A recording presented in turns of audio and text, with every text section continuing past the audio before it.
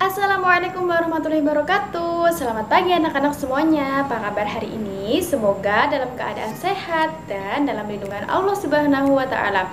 Nah, pada kesempatan pagi hari ini kita akan belajar tematik tema 8 subtema 3 muatan IPA. Nah, kita akan belajar materi perbedaan gaya dan gerak dan juga hubungan antara gaya dan gerak.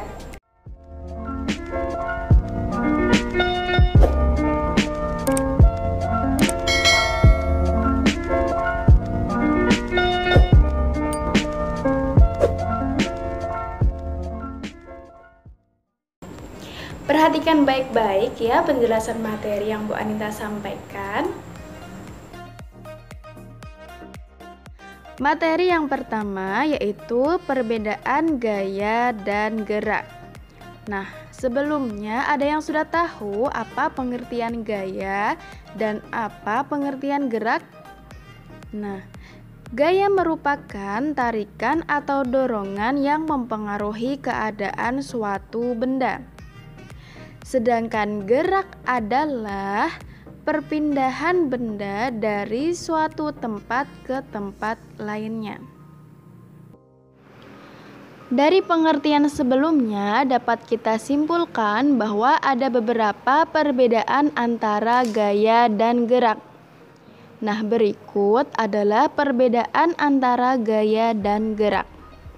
Yang pertama, gaya dapat menyebabkan terjadinya gerakan, sedangkan gerak disebabkan oleh adanya gaya.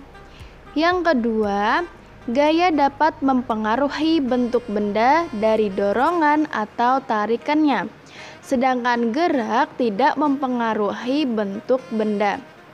Yang ketiga, gerakan benda dapat disebabkan oleh adanya gaya, sedangkan benda yang bergerak belum tentu memiliki gaya.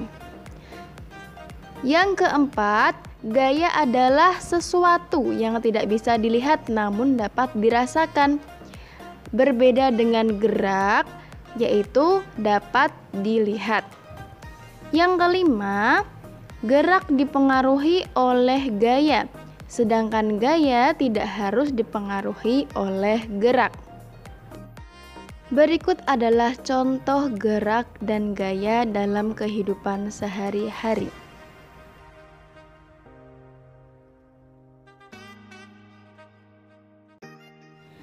Materi yang kedua yaitu hubungan antara gaya dan gerak. Gaya dan gerak saling berhubungan satu sama lain. Gaya dapat menimbulkan perubahan gerak atau kecepatan pada sebuah benda. Gaya juga mempengaruhi gerak suatu benda. Nah, berikut adalah hubungan antara gaya dan gerak. Yang pertama, gaya dapat membuat benda diam menjadi bergerak. Contohnya ketika menendang bola ke arah gawang, memindahkan buku ke rak buku, dan juga mengayuh sepeda. Yang kedua, gaya dapat membuat benda bergerak menjadi lambat atau berhenti. Contohnya saat mengerem sepeda yang melaju, saat menangkap bola, dan saat menahan gerakan bola dengan kaki. Yang ketiga, gaya dapat mengubah arah gerak benda. Contohnya saat mengoper bola, kemudian saat mengembalikan bola ke arah lawan, dan saat memutar arah mobil yang dikendarai.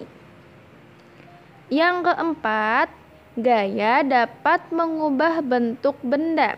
Contohnya saat membuat mainan dari plastisin, saat memotong kue dengan pisau, dan saat membuat guci atau gerabah dari tanah liat.